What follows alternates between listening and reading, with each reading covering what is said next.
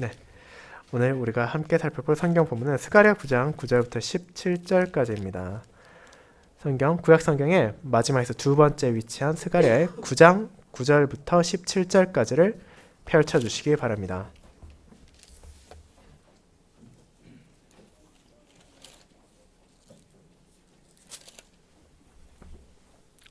하나님의 말씀 낭독하겠습니다. 스가랴 9장 9절부터입니다. 시온에 따라 크게 기뻐할지어다. 예루살렘에 따라 즐거이 부를지어다. 보라, 내 왕이 내게 임하시나니 그는 공의로우시며 구원을 베푸시며 겸손하여서 나귀를 타시나니 나귀의 작은 것 곧 나귀 새끼니라. 내가 에브라임의 병거와 예루살렘의 말을 끊겠고 전쟁하는 활도 끊으리니 그가 이방 사람에게 화평을 전할 것이요 그의 통치는 바다에서 바다까지 이르고 유브라데 강에서 땅끝까지 이르리라. 또 너로 말할진대 내 언약의 피로 말미암아 내가 내 갇힌 자들을 물없는 구덩이에서 놓았나니 갇혀있으나 소망을 품은 자들아 너희는 요새로 돌아올지니라. 내가 오늘도 이르노라. 내가 내게 갑절이나 갚을 것이라. 내가 유다를 당긴 활로 삼고 에브라임을 끼운 화살로 삼았으니 시온아, 내가 내 자식들을 일으켜 헬라 자식들을 치게 하며 너를 용사의 칼과 같게 하리라. 여호와께서 그들 위에 나타나서 그들의 화살을 번개같이 쏘아내실 것이며 주 여호와께서 나팔을 불게 하시며 남방 회오리 바람을 타고 가실 것이라. 만군의 여호와께서 그들을 호위하시리니 그들이 원수를 삼키며 문맷돌을 밟을 것이며 그들이 피를 마시고 즐거이 부르기를 술 취한 것 같이 할 것인즉 피가 가득한 동이와도 같고 피 묻은 제단 모퉁이와도 같을 것이라. 이날에 그들이 하나님 여호와께서 그들을 자기 백성의 양떼같이 구원하시리니 그들이 왕관의 보석같이 여호와의 땅에 빛나리로다. 그의 형통함과 그의 아름다움이 어찌 그리 큰지 곡식은 청년을 새 포도주는 처녀를 강건하게 하리라. 아멘. 네, 설교 후에는 시편 89편 1절, 2절, 12절을 함께 부르도록 하겠습니다.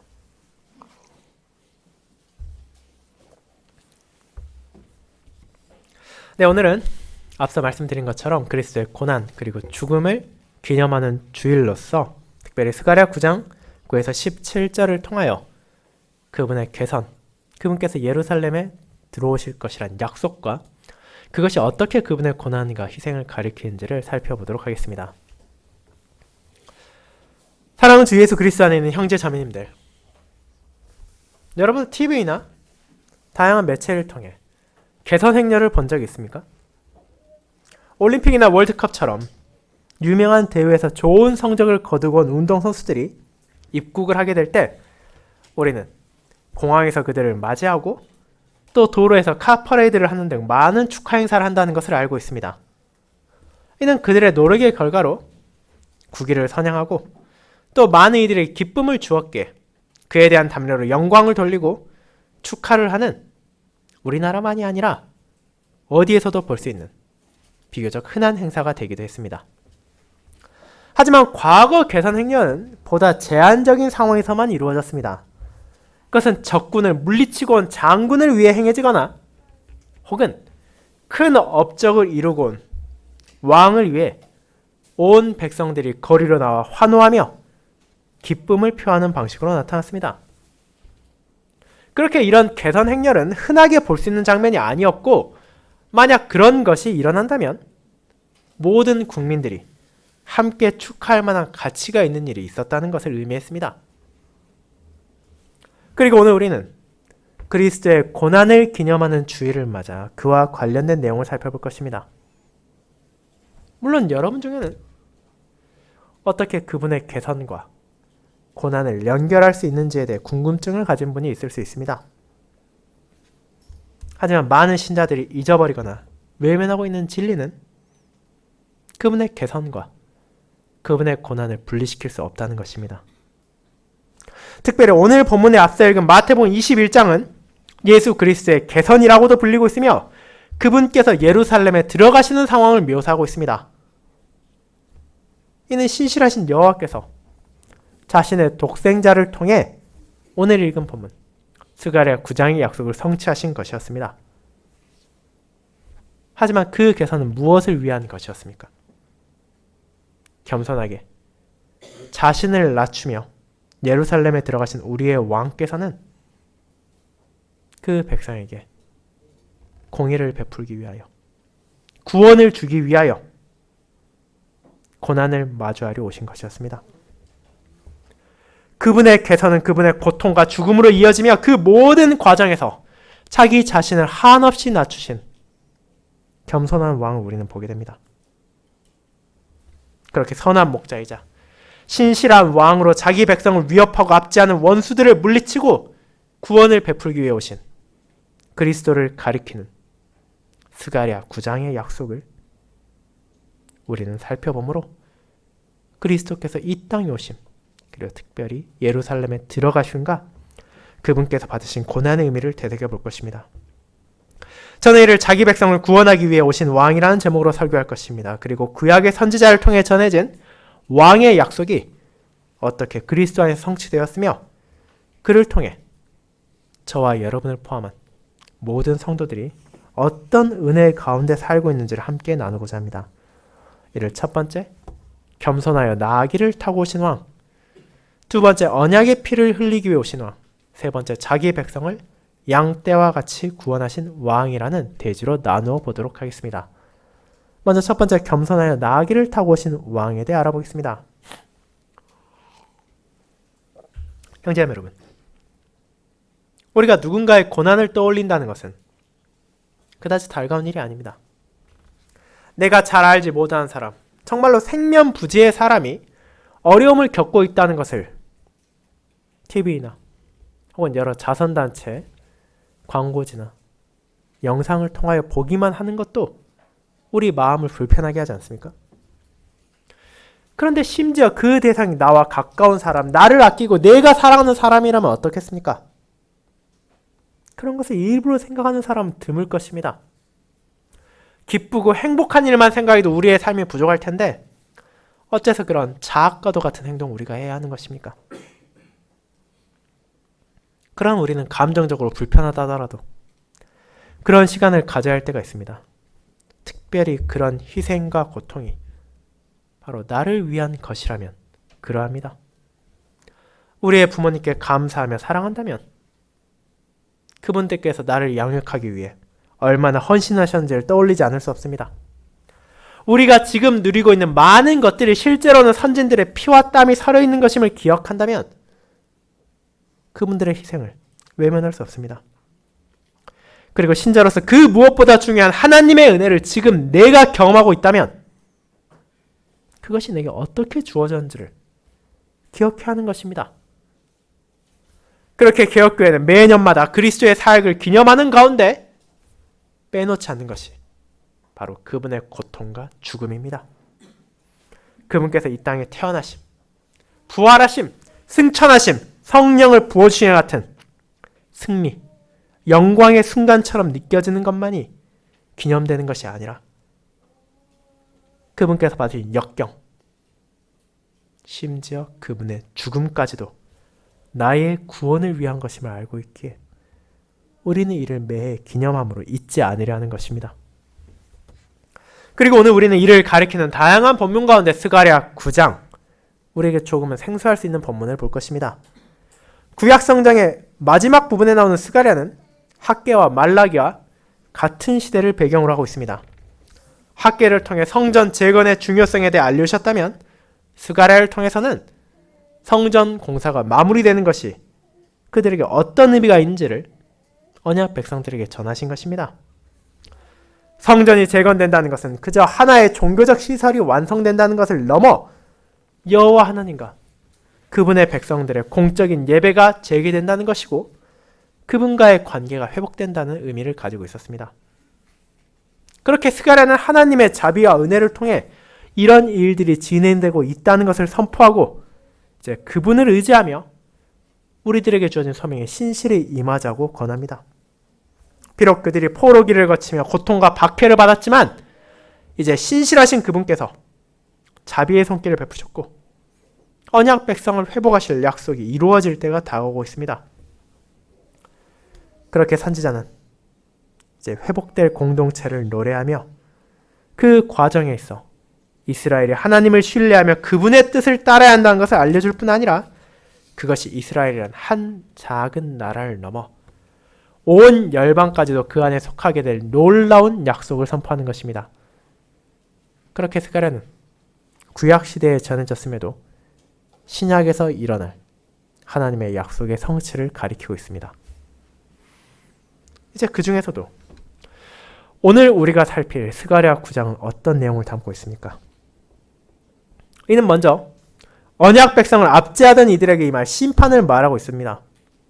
세상의 지혜로운 자들, 권력 있는 자들이 하나님을 거역하고 이스라엘을 대적했지만 그토록 강인해 보인 그들의 성읍은 무너질 것이고 그들의 강력해 보이는 군대는 패배할 것입니다. 그렇게 어떤 포악한 자도 다시는 언약 백성을 괴롭히지도 못하고 공격하지도 못할 놀라운 날이 찾아올 것입니다. 그것은 주님을 대적하는 자들에게는 심판의 날이지만 그분을 의지한 자들에게는 영광의 날입니다. 그렇다면 그 날에 그들이 보게 될 것이 무엇입니까? 그것이 바로 오늘 9절부터 말하는 것입니다. 이스라엘은 그들의 왕 여호와께서 직접 세우시고 여호와께서 그들에게 보내신 왕이 개선하는 것을 마주할 것입니다. 그런데 오늘 본문은 그 왕이 우리가 일반적으로 생각하기 쉬운 세상의 왕들이나 황제나 혹은 장군과는 다른 특별한 점이 있음을 알려주고 있습니다. 그것은 무엇입니까? 시온의 딸들, 예루살렘 딸들이 기뻐하며 즐거이 찬양할 그들의 왕은 어떤 사람입니까? 그는 공의롭고 구원을 베푸시는 분이지만 교만하지 않으신 분입니다. 그 왕은 영광을 탐하지 않습니다. 그 왕은 겸손하며 섬기는 자로서 이 땅에 왔습니다. 그 사실이 그가 무엇을 타고 예루살렘을 입성하는지를 통해 언약 백성들은 보게 될 것입니다. 이스라엘 왕은 나귀를 타고 들어올 것입니다. 그리고 그런 행동 자체가 자신이 어떤 존재인지를 그 백성들에게 나타낼 것입니다. 어째서입니까? 이는 나귀가 화려한 개선에 적합한 동물이 절대 아니기 때문입니다. 무엇보다 나귀는 일반적으로 사람이 타고 다니는 말이나 낙타 같은 짐승에 비하면 크기가 작은 편에 속하고 높이가 낮은 동물입니다. 수많은 인파가 몰려있는 상황에서 말이나 낙타를 탔다면 그 사람들은 고개를 들어올려 저 사람이 개선한 사람이구나라는 걸 쉽게 볼 수 있지만 그 사람이 나귀를 탄다면 그들은 두리번거리며 지금 들어온 사람이 어디 있는지를 찾아야 할 것입니다. 그렇게 있는 영광이나 위험과는 거리가 먼 동물입니다. 쉬운 예를 들어보자면 오늘날 개선식을 하는 운동선수들이 일반적으로 대형차를 타고 오는 것이지 경차에 타고 사람들에게 손을 흔드는 것이 아닌가 마찬가지입니다. 그렇게 나귀를 타고 오는 왕은 겸손히 그들에게 다가오셨습니다. 그리고 이 사실은 중요한 의미를 가지고 있습니다. 저와 여러분이 그러하듯 이스라엘도 자신들의 왕에 대한 잘못된 기대를 품을 수 있기 때문입니다. 우리는 자신의 왕이, 자신이 지지하는 사람이 어떻기를 바랍니까? 기왕이면 그 사람이 영광스럽고 명예를 받고 더 높이 있기를 바랍니다. 그가 올 때 세상의 왕이나 장군들이 그러하듯이 위풍당당한 모습으로 풍채가 우람한 멋진 말을 타고 오기를 소망합니다. 그렇게 해야만 우리가 찬양을 바치고 존경할 수 있다 생각합니다. 그것은 자신들의 왕, 이스라엘을 다스리는 하나님의 계심에도 불구하고 열방의 왕과 같은 존재를 원했던 이스라엘의 어리석음과 마찬가지입니다. 하나님께서 보내신 구원이 오직 은혜를 통해 주어진다는 것을 알면서도 한편으로는 여전히 세상적인 생각과 기준으로 자신들의 왕을 바라보려 하는 것입니다. 그러나 여호와의 왕은 그런 분이 아니십니다. 그분께서는 분명 자신의 양떼를 돌볼 것이고 그들을 건지실 것이며 평강을 전하실 것이지만 그것은 사람들이 바라는 정복과 파괴를 통해서 또 그 모든 영광을 한 몸에 받음으로써 이루어지는 것이 아니라 그 왕의 섬김과 헌신을 통해 주어질 것이기 때문입니다. 그렇게 그 왕은 누구보다 겸손하게 예루살렘에 들어가실 것입니다. 이와 같이 스가랴를 통해 전해진 약속, 어떻게 성취되는지 여러분은 알고 계십니다. 오늘 읽은 마태복음 21장을 비롯한 복음서들은 예수 그리스도께서 예루살렘에 들어가시는 모습을 선명하게 보여주고 있기 때문입니다. 실제로 그분께서 예루살렘에 들어가실 때 굳이 나귀를 타셔야 할 이유가 있지는 않았습니다. 예수님과 제자들은 이미 예루살렘에 얼마 남지 않은 벳바게까지 아무 문제도 없이 걸어올 수 있었고 그렇게 하시던 대로 걸어서 성으로 들어갈 수도 있었습니다. 하지만 주님께서는 제자들을 불러 나귀를 가져오게 하시고 그 위에 타셔 예루살렘에 들어가셨습니다. 그 이유는 다른 것이 아닙니다. 이미 예루살렘에 예수, 위대한 선지자가 오고 있다는 소문이 전해져 있었고 메시아를 기다리는 이들, 자신들을 구원할 자를 바라보는 이들이 예수님께서 오시기만을 간절히 기다리고 있었기 때문입니다. 그렇게 그분께서는 스가랴의 예언을 성취하며 자신이 어떤 왕으로 그들에게 왔는지를 명확히 보여주셨습니다. 그분께서는 위풍당당하게 백성을 내려다보는 왕으로서가 아니라 자신의 양떼를 살피는 겸손한 목자 같은 왕으로 나귀를 타고 언약 백성에게 오셨습니다. 그것이 바로 세상의 왕과 다른 그분의 성품이었습니다. 사랑하는 형제자매 여러분, 그렇게 우리가 오늘 바라보는 것은 그와 같은 겸손한 왕이십니다. 그분은 예루살렘에 들어가시는 과정을 통해서 자신이 어떤 분인지를 보여주십니다. 그렇게 우리는 세상의 왕과 같은 기대를 그분께 가져서는 안 됩니다. 칼과 활로 상대를 압제하고 외교로 다른 나라를 짓밟으며 자기 백성들을 학대하고 스스로의 영광과 유익을 구하는 열방의 왕들과 달리 그분께서는 진정한 의미에서 겸손한 왕이기 때문입니다. 하나님의 독생자로 이 세상 어떤 왕과도 비교할 수 없는 존엄하신 그분께서는 스스로를 한없이 낮추며 이 땅에 오셨고 자기 백성을 섬기는 자세를 온 삶으로 증거하셨기 때문입니다. 그리고 그런 주님을 왕으로 고백하는 자로서 우리는 그분의 사역을 바르게 바라봐야 합니다. 그분께서 왜 이 땅에 오셨는지, 그리고 그분께서 어떻게 우리를 구원하시는지를 이 세상의 관점으로 바라보려 한다면 도무지 이해할 수 없을 것이기 때문입니다. 신자는 오직 하나님의 말씀을 통해 그분께서 세우신 왕, 누구보다 겸손하신 왕의 사역을 깨달을 수 있으며 그처럼 겸손하신 분 앞에 자신을 낮추고 그분을 찬양해야 합니다. 이제 그렇게 하는 성도는 이제 그분께서 진정 무엇을 위해 이 땅에 오셨는지를 깨닫게 될 것입니다.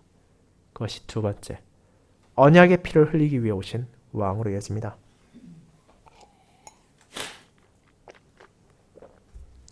성도 여러분, 그렇게 언약 백성을 위한 왕은 세상의 왕들과 달리 누구보다 겸손하신 분이었습니다. 그런데 그렇게 이 땅에 오신 그분께서는 무엇을 이루셨습니까? 어떤 이유로 하나님께서는 세상의 왕들과 다른 이처럼 특별한 왕을 보내신 것입니까? 이는 그를 통해 자기 백성에게 참된 평화를 선언하기 위한 것이고 그를 위해 필요한 것, 영원히 사라지지 않을 언약의 피를 흘리기 위한 것이었습니다. 이 점을 우리는 스가랴 9장에 이어지는 본문들을 통해 보게 될 것입니다. 겸손하게 예루살렘에 들어오신 그분께서 무엇을 하십니까? 그것은 이스라엘의 기대를 다시금 벗어난 것이었습니다. 그는 에브라임의 병거와 예루살렘의 말을 끊고 전쟁하는 활도 끊으실 것이라고 선지자는 선포합니다. 그 모든 것들이 우리에게 너무나 필요하다고 생각되는 것들 아닙니까? 병거나 말, 활이 없이 오늘날로 따지면 탱크나 총이나 전투기가 없이 우리가 어떻게 자신을 지키고 적과 싸울 수 있겠습니까? 그런 전쟁을 위한 도구가 없다면 원수들이 가득한 이 세상에서 이스라엘이 어떻게 살아남을 수 있겠습니까? 그런 의문이 들 수밖에 없을 것입니다. 아무리 모든 원수를 물리치고 계산한 왕이라 하더라도 이제 모든 적들 다 물리쳤으니 우리나라의 무장을 다 버려버리자 한다면 얼마나 큰 반발을 사겠습니까? 그러나 이를 통해 메시아, 하나님께서 택하신 왕은 언약 백성들의 잘못된 생각을 끊어버리십니다. 그것은 그들이 하나님이 아닌 다른 무언가를 의지해서는 안 된다는 것이옵니다. 성도에게 위로를 주고 안전을 주는 것은 칼과 활이 아니라 여호와 하나님이십니다. 그렇게 그들에게 찾아온 왕은 말을 타고 활을 쏘며 칼을 휘두름으로 세상을 정복하기 위해 오신 것이 아니라 하나님만을 의지함을 통해 참된 화평이 주어진다는 것을 깨닫게 하실 것입니다. 그리고 그 화평이 어디까지 퍼져나갑니까? 이는 이스라엘이라는 근동지방의 한 작은 나라에 멈추지 않습니다. 그것은 이방 사람들에게 나아갈 것이며 그분의 통치를 통해 바다에서 바다까지 이르고 유브라데 강에서 땅끝까지 이를 것입니다. 지금 선지자의 이 표현은 당대 이스라엘 백성들이 가졌던 세계 그 자체를 가리키고 있습니다. 그들의 지식으로 알고 있던 온 나라, 즉 지중해로부터 시작돼서 사해까지 이르는 영역, 유프라테스 강을 시작으로 뻗어나간 땅 끝까지 그 어느 것도 이 겸손한 왕의 다스림에서 벗어날 수 없을 것입니다. 즉 이스라엘을 넘어 온 세계와 열방이 그들이 가지던 왕이 아니라 여호와의 왕의 통치를 받게 될 것이란 약속입니다. 그런 고백에서 이어지는 11절부터 13절은 그렇게 겸손한 왕을 통해 이스라엘을 건지시는 하나님의 사역에 대해 나타나고 있습니다. 여호와께서 모든 원수를 물리치실 것이 9장의 앞선 부분에 선포되었습니다. 하지만 그분의 사역은 거기서 끝나지 않습니다. 하나님께서는 이제 자기 백성들을 종되었던 집에서 건져내시고 그들이 다시 하나님과의 교제가 있는 곳, 그분을 찬양하고 그분과 예배할 수 있는 언약의 공동체가 있는 예루살렘으로 불러 모으실 것입니다. 그렇게 11절에서는 그 갇힌 자들 물 없는 구덩이, 자기 힘으로는 빠져나올 수 없는 절망의 구렁텅이에서 건져내실 것임을 선언하고 12절에서는 원수들에게 비록 지금은 감옥에 갇혀있지만 주를 향한 소망을 가진 자들이 다시는 잡혀가지 않을 요새로 돌아올 것이 선포되었으며 13절에서는 유다와 에브라임을 강인하게 하심으로 그분의 은혜로 하나 된 언약 백성들이 이제 원수를 물리칠 것임이 전해지는 것입니다. 그런데 여기에서 놓치지 말아야 할 부분이 있습니다. 그래서 하나님께서 왜 이런 은혜를 이스라엘에게 베푸시는지입니다. 그 이유가 어디에 있습니까? 여러분 11절에서 언약의 피란 표현을 보게 될 것입니다. 이것은 무엇을 가리킵니까? 이 표현은 구약에서 단 두 곳에서만 발견됩니다. 스가랴 9장 11절과 출애굽기 24장 8절입니다. 하나님께서 전하신 모든 말씀과 율례를 모세가 이스라엘에게 선포한 후에 이스라엘은 한 목소리로 이제 우리가 그분의 말씀에 순종하겠다고 응답했습니다. 그 후에 서로 번제와 화목제를 드리고 그 피의 절반은 제단에 뿌리고 그 피의 남은 절반은 백성들에게 뿌리며 이렇게 말합니다. 이는 여호와께서 이 모든 말씀에 대하여 너희와 세우신 언약의 피니라. 출애굽기 24장 8절입니다. 그 언약의 피가 스가랴에서 다시 나타납니다. 그것은 하나님과 이스라엘이 맺은 언약, 하나님께서 자기 백성에게 주신 약속과 저주가 포함된 언약의 확실성을 가리키는 것이었습니다. 비록 저와 여러분이 잘 알듯이 이스라엘은 그런 응답을 했음에도 불구하고 주님의 뜻을 어기고 그에 대한 심판을 받았지만 하나님은 자신의 신실하심으로 그 언약을 잊지 않으시고 그 언약의 근거와 이스라엘을 다시 회복시키는 것입니다. 그리고 그런 언약이 그들에게 주어진 은혜의 근거였습니다. 그렇다면 이 언약의 피에 대한 약속은 어떤 방식으로 성취되었습니까? 그것은 그들에게 온 왕, 여호와께서 세우신 그분의 구원자가 자기의 피를 직접 흘림으로 이루어졌습니다. 우리는 앞서 예수 그리스도의 입성을 바라보았습니다. 그분께서 나귀를 타고 예루살렘에 들어가셨고 그 앞가지로 백성들이 따라가며 호산나, 즉 우리를 구원하소서라고 외치며 찬양과 기쁨의 소리를 높였습니다. 하지만 정작 그들은 그 구원이 어떻게 자신들에게 임할지 알지 못했습니다. 그들은 얼마 지나지 않아 자신들의 기대와 전혀 다른 주님의 모습을 보게 됩니다. 그분이 예루살렘에 들어오시면 군대를 소집해 로마를 물리치고 이스라엘의 영광스러운 나라를 회복할 것이라 생각했지만 정작 그분께서는 그들이 원하는 대로 하지 않으셨기 때문입니다. 그렇게 그분을 가장 열정적으로 찬양했던 이들이 가장 적대한 이들이 되었고 그분께 영광을 돌리며 그분을 찬양하던 입에선 그분을 향하는 저주가 쏟아지고 그분을 따르던 자들은 이제 그분을 죽이라고 외치는 자들이 되었습니다. 그렇게 주님께서는 십자가로 나아가셨습니다. 그런데 그것은 예수 그리스도께 있어 예상하지 못했던 일이 아닙니다. 그것은 그분께서 기꺼이 감내하기 위한 것이었습니다. 우리의 왕이신 예수 그리스도께서는 자기 백성에게 진정한 의미에서 참된 화평을 전하기 위해선 언약의 피가 흘려져야 한다는 것을 아셨기 때문입니다. 그렇게 그분께서는 소나 양이 아니라 자기 피를 흘리기 위해 오셨습니다. 아무리 점도 없고 흠도 없는 짐승이라 하더라도 결코 대속할 수 없던 자기 백성들의 죄에 대한 값을 치르기 위해 성도들에게 참되고 영원한 화평을 선언하기 위해 그리고 그 놀라운 복음이 땅끝에서 땅끝까지 이르도록 하기 위해 필요한 것은 어떤 죄도 없는 의로운 사람이자 참 하나님이신 그분 자신의 피라는 것을 알고 계셨기 때문입니다. 그렇게 우리의 왕은 스스로를 내어주기 위해 이 땅에 오셨고 그분에게 임할 아버지의 진노의 잔을 기꺼이 받아들이셨습니다. 그리고 그 피로 말미암아 죄와 사망 가운데 갇힌 자들이 해방되었고 압제 가운데 소망을 잃지 않던 자들은 영원한 도성으로 향하게 되었으며 더 이상 어떤 대적도 그들을 방해할 수 없도록 믿음 안에서 그들은 강인하게 자라가고 있습니다. 그 모든 은혜는 그리스도께서 흘리신 언약의 피로 인한 것이었습니다. 그렇게 우리를 위해 개선하신 왕은 우리를 위해 자신의 피를 아끼지 않으셨습니다. 사랑하는 성도 여러분, 그렇게 우리는 왕의 개선을 바라볼 때 그분의 죽음을 떠올리게 됩니다.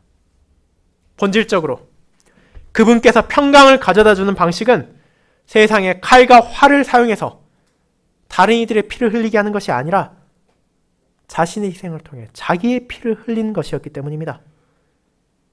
그분께서는 그렇게 자기를 낮추고 자신을 내우셨습니다. 우리의 죄의 값을 치르시고 우리를 위해 죽으셨습니다. 구약의 모든 희생제사와 절기는 그런 왕의 사역을 가리키고 있었습니다.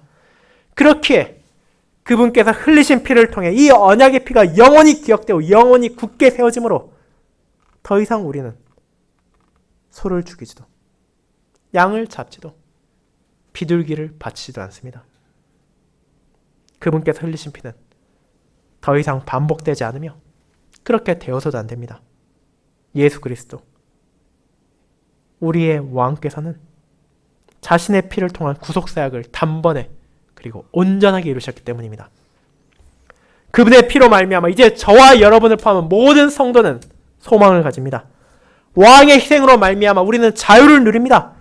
그리고 그것이 오늘날에도 저와 여러분이 그리스도의 고난과 죽음을 잊지 않고 기념하는 이유입니다. 그것이 이미 우리에게 주어졌지만 우리가 영원히 잊지 말아야 하는 놀라운 은혜와 사랑이 베풀어진 방식이기 때문입니다. 세상과 전혀 다른 왕께서 우리를 위해 오셨고 우리를 위해 피를 흘리셨습니다. 그리고 그 언약의 피를 우리는 다가올 성찬을 통해서도 함께 기념할 것입니다. 이제 세 번째, 자기 백성을 양떼와 같이 구원하신 왕으로 이어집니다. 여러분, 그렇게 언약 백성의 왕은 예루살렘에 들어오셔서 자기의 피를 언약의 피로서 흘리셨습니다. 그렇다면 그 사역이 무엇을 위한 것이었고 그 결과 어떻게 나타나는지 우리는 바라봐야 합니다. 수많은 사람들이 고통을 겪고 피를 흘린다 하더라도 그 모든 것이 각자 다른 의미를 가지고 결과를 가져올 수 있는 것처럼 우리는 왕의 희생의 수혜를 받은 자로서 그 고난과 죽음을 바르게 바라봐야 하기 때문입니다. 하나님께서 보내고 세우신 그 왕의 목적은 이미 앞선 부분에서 나타났습니다. 그 백성을 건지시고 참된 화평을 주시고 원수들을 징벌하기 위해 그분께서는 오셨고 자기 피를 흘리셨습니다. 이제 그런 왕을 통해 언약 백성은 무엇을 경험하게 됩니까? 자신들이 그동안 기대할 수도 없었고 예상할 수도 없던 놀라운 승리를 경험하게 됩니다. 자신들이 아무리 칼을 갈고 활을 닦는다 하더라도 그리고 말을 살찌운다 하더라도 흉내낼 수 없는 그분의 권능을 보게 될 것입니다. 원수를 무너뜨리는 왕의 능력은 화살을 마치 번개처럼 쏘고 회오리 바람을 말처럼 타며 그분의 승리의 나팔이 온 천하에 울려 퍼질 것이기 때문입니다. 그의 보호를 받는 백성들은 자신들을 삼키던 원수들이 삼켜지고 자신들을 짓밟던 이들을 밟으며 그들의 피를 마시던 이들의 피를 마시게 될 것입니다. 그 승리가 확고해지고 원수들의 패배가 이제 돌이킬 수 없게 될 거란 사실입니다. 그것은 오직 하나님의 능력을 의지할 때만, 그분과 동행할 때만 이스라엘 백성들이 누릴 수 있었고 누리게 될 영광이었습니다. 결국 그 승리를 통해 이 왕은 자기 백성에게 무엇을 베푸는 것입니까? 그것은 바로 구원입니다. 원수를 무찌르는 것은 그 백성들이 압제자가 되고 자신들이 받았던 것을 복수하도록 하기 위한 것이 아닙니다. 이는 언약 백성을 구원하기 위한 것입니다. 더 이상 원수를 걱정할 필요가 없다는 것을 알려주는 것이며 주님 앞에 무릎 꿇은 그들 역시 하나님의 권능을 인정하고 그분께서 전하신 화평을 받아들이게 될 것이라는 사실을 깨닫게 하기 위한 승리입니다.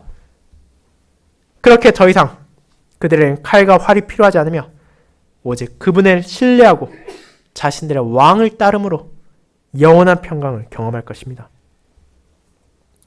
그렇게 언약 백성의 왕을 통해 하나님께서는 자기의 백성을 양떼를 돌보는 목자와 같이 구원할 것입니다. 길을 잃고 방황하던 양들을, 웅덩이에 빠져 헤어나오지 못하는 양들을, 도둑에게 잡혀가 생명의 위협을 받고 있는 양들을 건지기 위한 선한 목자를 보내신 것입니다. 이제 그렇게 구원받은 이들은 마치 왕관에 끼어져 있는 보석이 빛을 반사하며 찬란히 빛나는 것처럼 여호와의 땅에서 빛을 뿜으며 그분의 은혜를 증거할 것이며 그들의 형통함과 아름다움이 멈추지 않을 것입니다. 그들은 새 빵과 새 포도주로 풍요를 누릴 것이며 주님의 은혜로 주어진 양식으로 강건하게 자라갈 것입니다. 그 모든 것이 오직 그들의 하나님, 그리고 우리의 하나님께서 자기 백성을 위해 준비하고 보내신 겸손한 왕의 사역을 통해 성취될 것입니다. 사랑하는 여러분, 그와 같은 왕의 은혜가 그리스도 안에 성취되었음을 우리는 고백합니다. 그분께서 직접 말씀하신 것처럼 예수 그리스도, 우리의 왕께서는 선한 목자와 같은 분이십니다. 그분을 통해 우리는 생명의 길을 알게 되었고 그분의 인도로 우리는 그 길을 나아갈 수 있게 되었으며 그분의 건지심으로 영원한 멸망에서 벗어날 수 있게 되었고 그분의 돌봄으로 우리는 그 길을 나아갈 수 있도록 필요한 양식을 받고 있습니다. 그리고 이제 그분의 고난과 죽음을 통해 우리가 감히 이길 수 없던 정말로 강력해 보이던 원수들까지도 패배했다는 것을 우리는 깨닫게 되었습니다. 우리는 이제 그분의 희생을 통해 승리를 바라봅니다. 그분의 죽으심을 통해 생명을 바라봅니다. 그분의 고난을 통해 영광을 바라봅니다. 하나님 앞에 어떤 가치도 내세울 수 없던 우리가 이제 그분의 사랑과 인도를 받는 자로서 그분의 은혜 안에서 하나님의 공의와 자비를 보석처럼 찬란히 빛낼 것입니다. 그분께서 베푸신 일용할 양식으로 살아가는 우리는 아버지의 나라에서 새 포도주를 함께 나누며 주님의 은혜를 찬양할 것입니다. 하나님을 찬양하고 그분께만 영광을 돌리는 영원한 형통과 아름다움이 그들을 기다리고 있으며 바로 우리를 기다리고 있습니다. 그를 위해 우리의 왕이 자신의 피를 언약의 피로 흘리셨고 자신의 생명을 내어놓으셨으며 그 공연은 저와 여러분을 포함한 자신의 모든 백성들에게 충만하게 베풀어졌습니다. 그렇게 이제 그러한 왕의 고난과 죽음을 우리 마음에 새기도록 합시다. 주님께서 그렇게 하셔야 했던 자신의 죄와 비참을 인정하며 그분의 사역을 통해 내게 주어진 은혜를 고백하고 그런 하나님을 향한 감사 안에서 다시금 강건히 자라납시다. 이와 같은 진리를 고백하는 자신의 자녀들에게 언약의 피로 말미암아 왕의 가르침에 순종하는 마음과 그에 이어지는 열매의 삶을 우리의 하나님께서 일으켜 주실 것입니다. 아멘.